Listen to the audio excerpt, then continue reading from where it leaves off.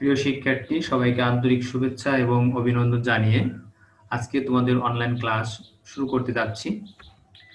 প্রিয় শিক্ষার্থী, আজকে তোমাদের আমি একাদশ দ্বাদশ শ্রেণীর কৃষি শিক্ষা প্রথম পত্র নিয়ে আলোচনা করব। প্রিয় শিক্ষার্থী, আজকে আমরা যে বিষয় নিয়ে আলোচনা করব সেই বিষয়ের ভিতর রয়েছে কৃষি তথ্য সেবায় কৃষি তথ্য সার্ভিস এবং কৃষি সম্প্রসারণ অফিস, এই বিষয়টা নিয়ে কৃষি তথ্য ও সেবা প্রাপ্তির উৎস হিসেবে এনজিওর ভূমিকা, কৃষি তথ্য ও সেবার উপকরণ সরবরাহকারী প্রতিষ্ঠানের ভূমিকা এবং কৃষি তথ্য ও সেবা প্রাপ্তিতে ইন্টারনেটের সুফল, আজকে আমরা এই বিষয়গুলো নিয়ে আলোচনা করব। তো প্রিয় শিক্ষার্থী, আমরা আজকে যে বিষয়গুলো নিয়ে আলোচনা করব, এই বিষয়ে আলোচনা করার ফলে আমরা যে বিষয় সম্পর্কে জানতে পারবো সে বা শিক্ষণফল, সেই শিক্ষণফল হচ্ছে কৃষি তথ্য সেবায় কৃষি তথ্য সার্ভিস এবং কৃষি সম্প্রসারণ অফিস সম্পর্কে আমরা জানতে পারবো। কৃষি তথ্য ও সেবা প্রাপ্তির উৎস হিসেবে এনজিওর যে ভূমিকা রয়েছে সেই ভূমিকা আমরা ব্যাখ্যা করতে পারবো। কৃষি তথ্য ও সেবায় উপকরণ সরবরাহকারী যেসব প্রতিষ্ঠান রয়েছে সেই প্রতিষ্ঠান নাম জানবো এবং সে প্রতিষ্ঠান সম্পর্কে আমরা জানতে পারবো এবং সর্বশেষ আমরা কৃষি তথ্য সেবা প্রাপ্তিতে ইন্টারনেটের যে ভূমিকা রয়েছে সেই ভূমিকা আমরা বিশ্লেষণ করতে পারবো।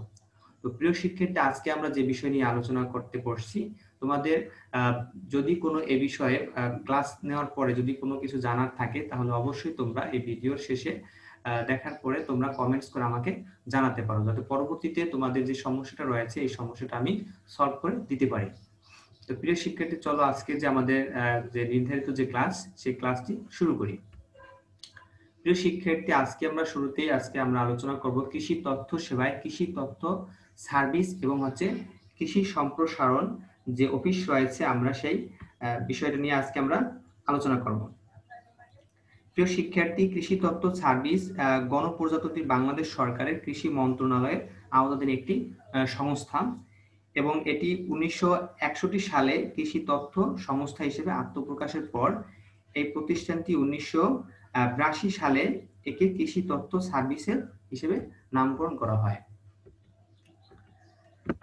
প্রিয় শিক্ষার্থী, এই যে সংস্থাটা কৃষি তথ্য সার্ভিস অর্থাৎ AIS এগ্রিকালচারাল ইনফরমেশন সার্ভিস, এই সংস্থাটি কৃষি তথ্য ও প্রযুক্তি তৃণমূল পর্যন্ত দ্রুত বিস্তার ঘটাচ্ছে এবং কৃষি তথ্য সার্ভিসের যে প্রতিষ্ঠানটি AIS, এই প্রতিষ্ঠানটির সদর দপ্তর খামারবাড়ি, ঢাকায় অবস্থিত।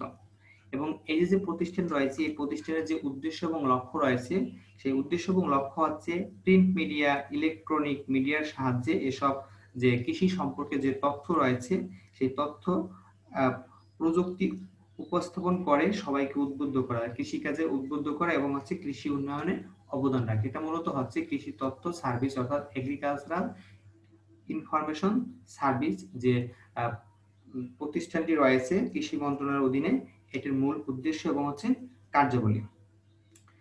এবং এই যে প্রতিষ্ঠানটি মাঠ পর্যায়ে সিলেট, যেমন চট্টগ্রাম, খুলনা, রাজশাহী, রংপুর, পাবনা এবং ময়মনসিংহ অঞ্চলের এর বিভিন্ন আঞ্চলিক কার্যালয় রয়েছে।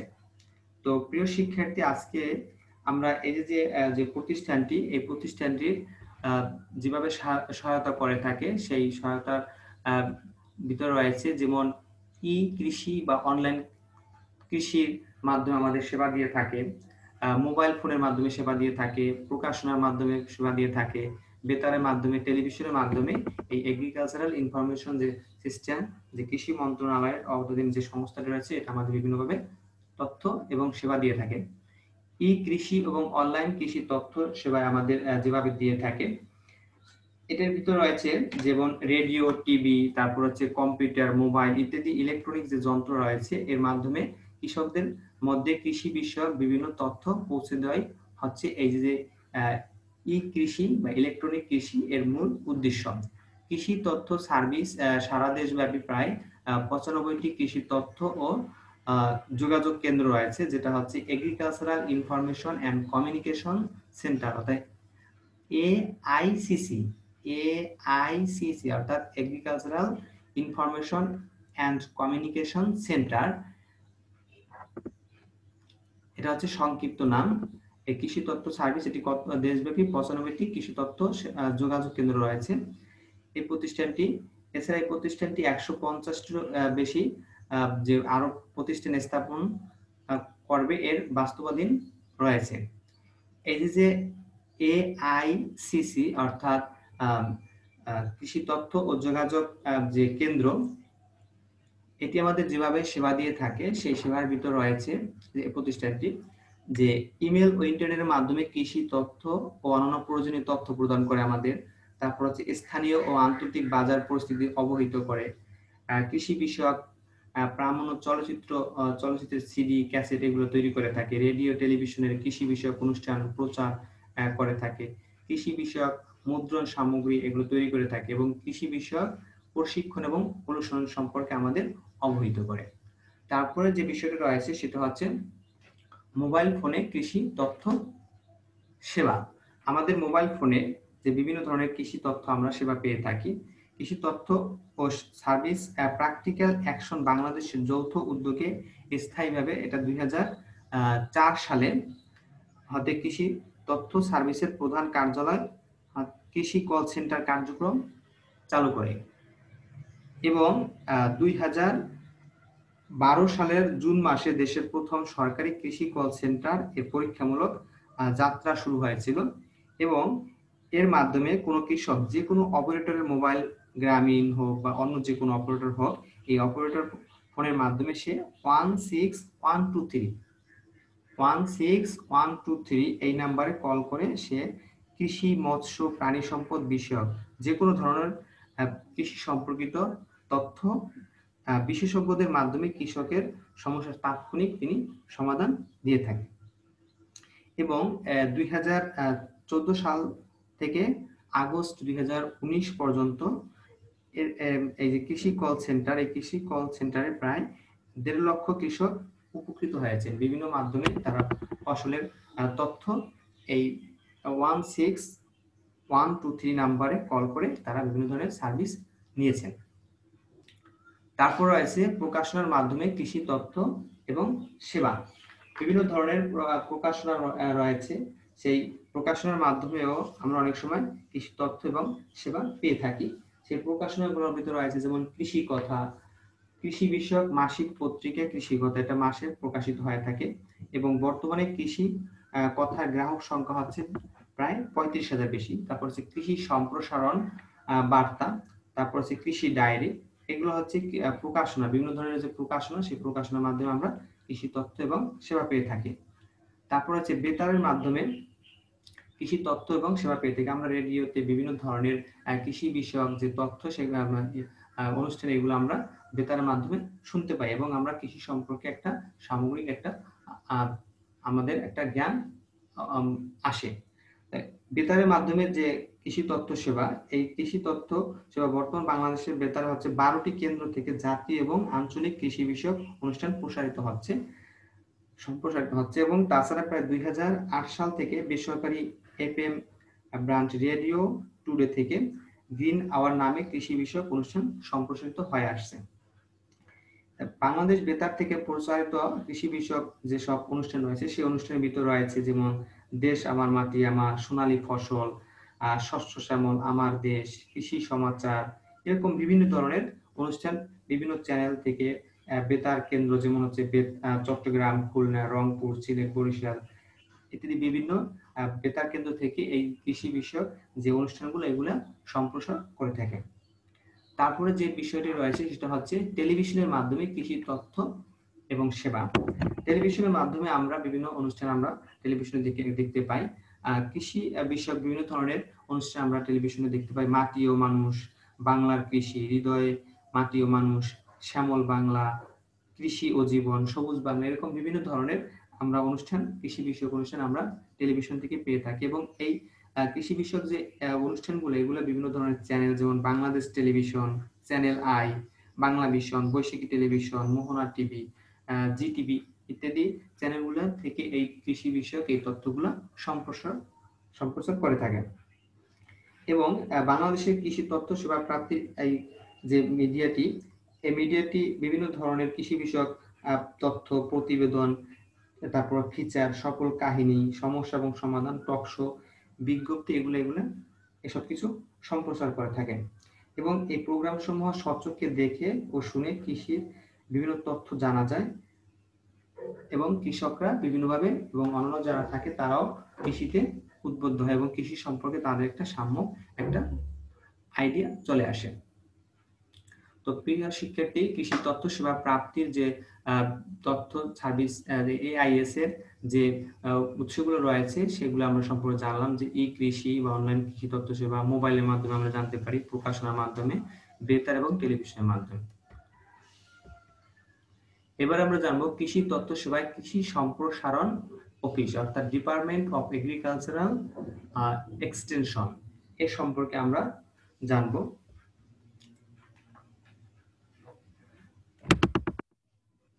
শিক্ষার্থী, স্বাধীনতা পরবর্তী সময়ে কৃষি সম্প্রসারণ এই কর্মকাণ্ডকে জোরদার করার লক্ষ্যে যে তুলা উন্নয়ন বোর্ড, তামাক উন্নয়ন বোর্ড, হর্টিকালচার বোর্ড, যে পরিদপ্তর, কৃষি পরিদপ্তরের সম্প্রসারণ ও ব্যবস্থাপনা নামে যে ফসল ভিত্তিক স্বতন্ত্র যে প্রতিষ্ঠানগুলো সৃষ্টি হয়েছিল, কিন্তু এই যে একই কৃষকের জন্য যে বিভিন্ন মুখী সম্প্রসারণ বার্তা এবং কর্মকাণ্ড মাঠ পর্যায়ে নেতিবাচক প্রভাব তখন ফেলেছিল।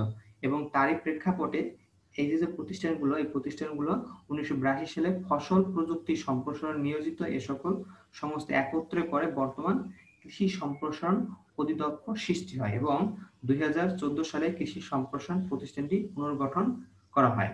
এবং বর্তমানে এই যে কৃষি তথ্য সেবা প্রাপ্তি যে কৃষি সম্প্রসারণ যে প্রতিষ্ঠানটি রয়েছে, এটি বর্তমানে 8টি উইং এর সমন্বয়ে কৃষি সম্প্রসারণ অধিদপ্তরের বিভাগীয় কার্যক্রম পরিচালনা করে থাকে। তো আমরা এই যে 8টি উইং, আমরা এই 8টি উইং সম্পর্কে জেনে নেই। প্রথমে মহাপরিচালক থাকে, যিনি হচ্ছে ডিরেক্টর জেনারেল বলা হয়, প্রধান কার্যালয়। এই প্রধান কার্যালয় হচ্ছে খামারবাড়িতে অবস্থিত এবং এই ডিরেক্টর জেনারেলের যে কর্মকর্তারা থাকে সেই কর্মকর্তার ভিতর রয়েছে যেমন হচ্ছে সরজমিন উইং, উদ্ভিদ সংরক্ষণ উইং, অর্থকারী ফসল উইং, হর্টিকালচার উইং, প্রশিক্ষণ উইং, উদ্ভিদ সঙ্গ নিরোধ উইং, অর্থ এবং প্রশাসন, এরকম বিভিন্ন ধরনের উইং রয়েছে। তোমরা এখানে বিভিন্ন ধরনের উইং গুলো দেখতে পাচ্ছ, যে এখানে উদ্ভিদ সংরক্ষণ, সরজমিন wing, horticultural wing, crop wing, উদ্ভিদ সঙ্গ নিরোধ উইং, পরিকল্পনা প্রকল্প বাস্তবায়ন ও আইসিটি, প্রশিক্ষণ উইং, বাস্তবায়ন ও অর্থ উইং রয়েছে। তবে সরজমিন যে উইংটি রয়েছে, এই উইংটির ভিতরে আবার কয়েকটি ভাগ রয়েছে।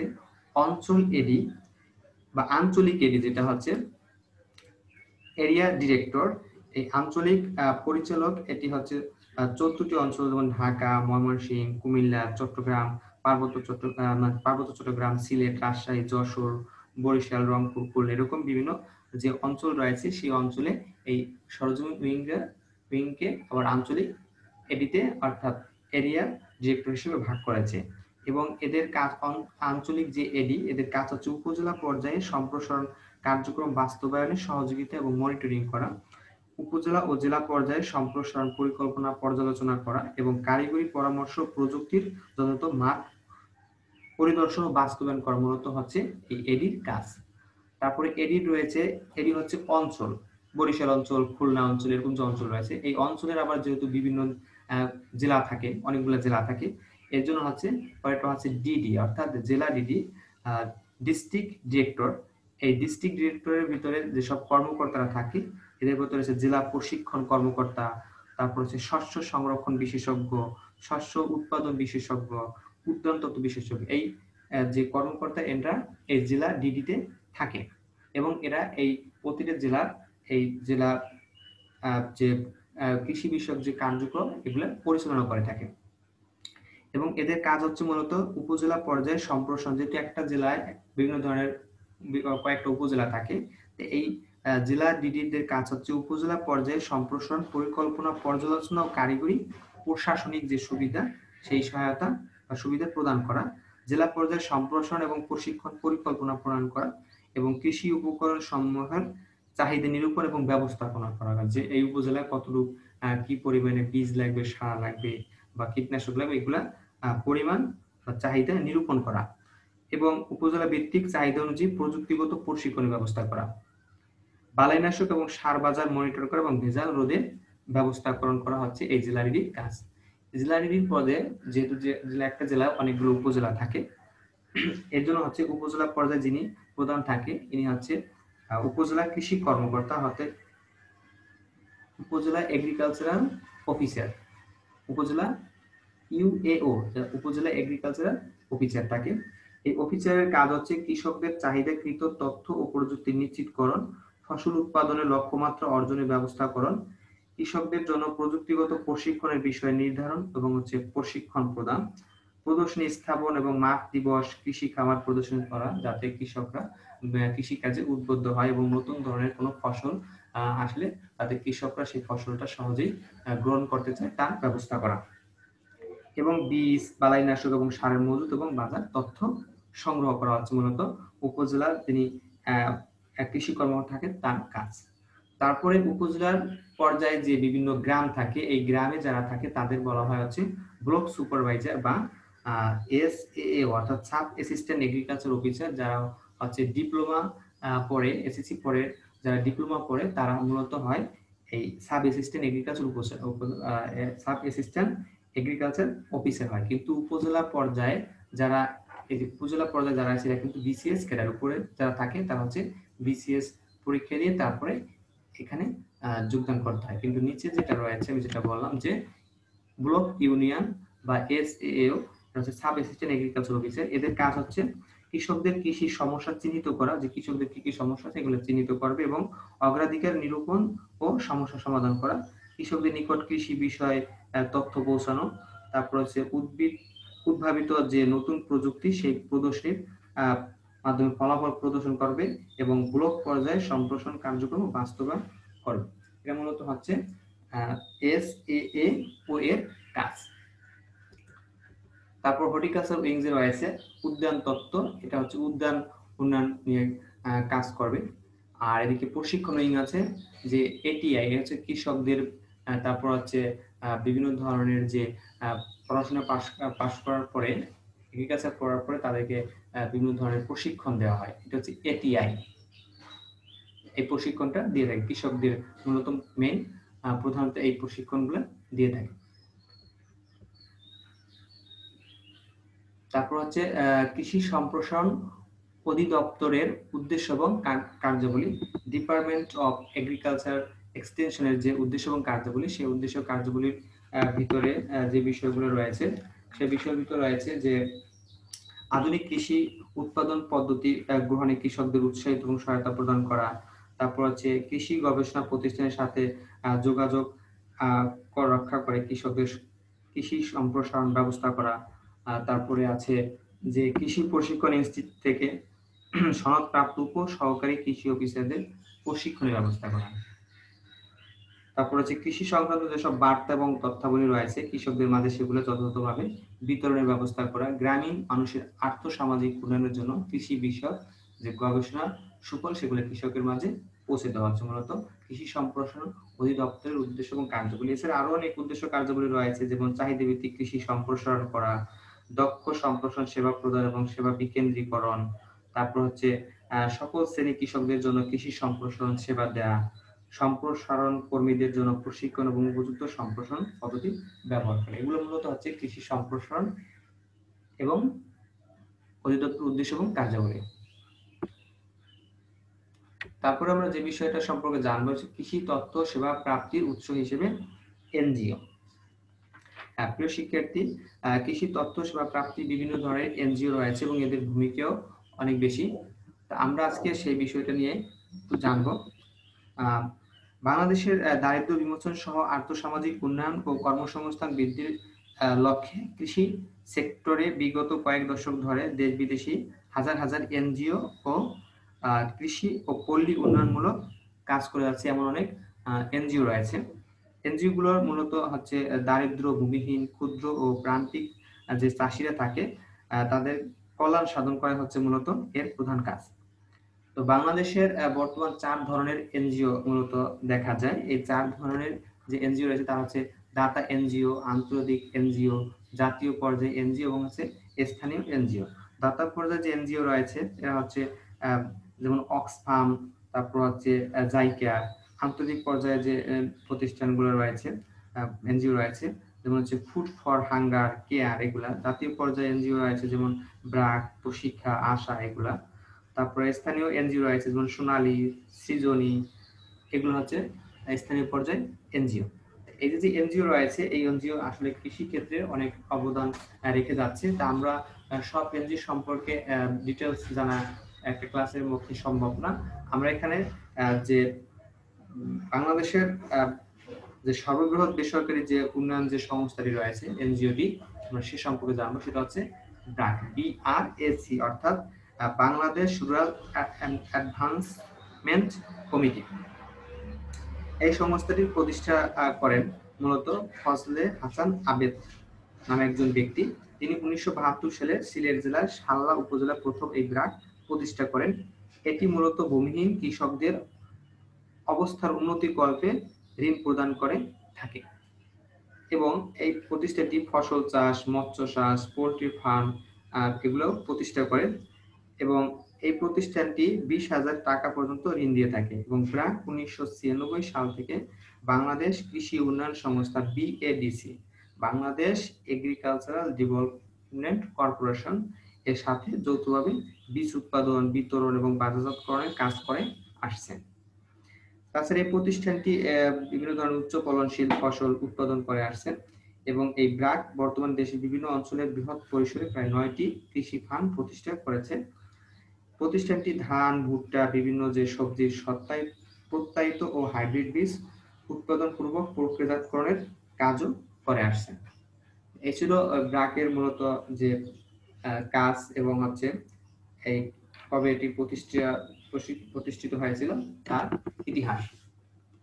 এবং এই প্রতিষ্ঠানটি কৃষি ক্ষেত্রে যথেষ্ট ভূমিকা পালন করে আসছে সেই শুরু থেকেই। তো আমরা কৃষি তথ্য সেবা প্রাপ্তির যে এনজিও রয়েছে সেই এনজিওর নাম সম্পর্কে জানলাম।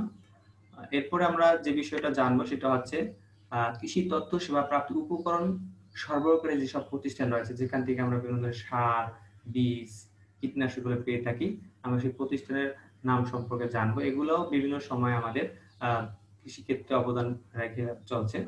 বীজ উৎপাদনকারী সরবরাহকারী যে প্রতিষ্ঠান রয়েছে, তোমরা একটা নাম দেখতে পাচ্ছ বিভিন্ন ধরনের যে বীজ উৎপাদনকারী ফসল, সেই ফসল বীজ সরবরাহকারী যে প্রতিষ্ঠান সেই প্রতিষ্ঠানগুলো Lal Teer seed limited, SCI seed, Bangladesh কৃষি উন্নয়ন কর্পোরেশন, তারপর হচ্ছে আফতাব বহুমুখী farm limited, Mallika seed company, Getco seed company, agri business corporation, supreme seed company limited, north south seed limited, Krishibid farm limited, BRAC seed limited, east Bengal seed company limited. এগুলো হচ্ছে এই প্রতিষ্ঠান থেকে বিভিন্ন ধরনের ফসলের বীজ পাওয়া যায়, তারা এই বীজগুলো সরবরাহ করে থাকে।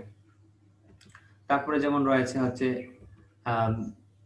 কীটনাশক সরবরাহকারী প্রতিষ্ঠান Padma oil company limited, SCI limited, Syngenta Bangladesh limited.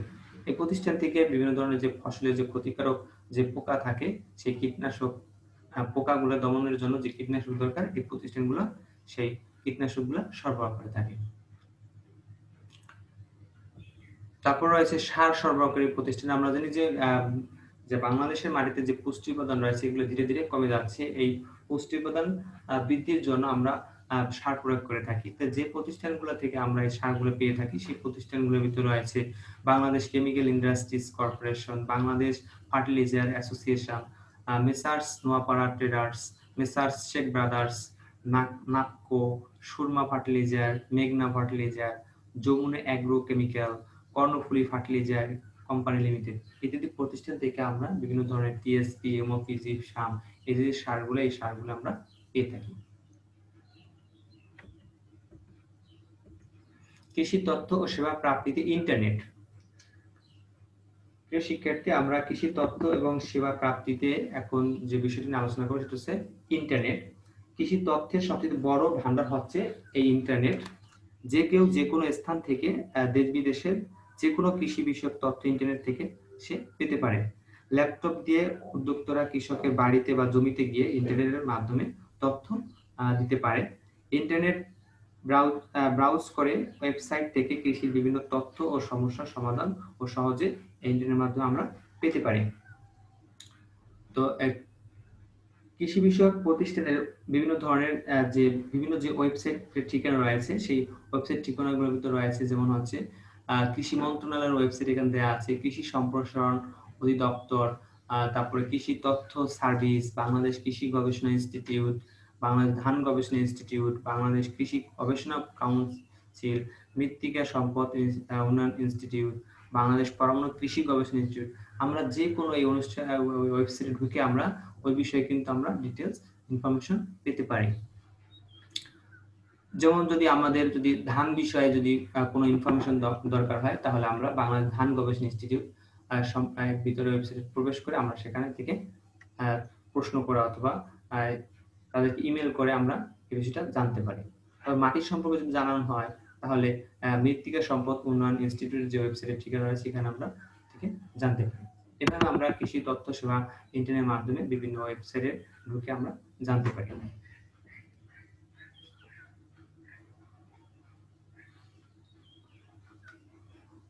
এবং এই কৃষি তথ্য সেবা প্রাপ্তিতে যে ইন্টারনেট, এই ইন্টারনেটের ভূমিকা অনেক। যেমন কৃষি বিষয়ক তথ্য সহজে পাওয়া যায়, বিশ্বের বিভিন্ন দেশের কৃষি ব্যবস্থার সাথে পরিচিত হওয়া যায়, গবেষণালব্ধ ফল দ্রুততম সময়ে কৃষকদের কাছে এই মাধ্যমে পৌঁছানো যায়, ইমেল এবং ভিডিও কনফারেন্সিং এর মাধ্যমে কৃষি সমস্যার সমাধান করা যায়।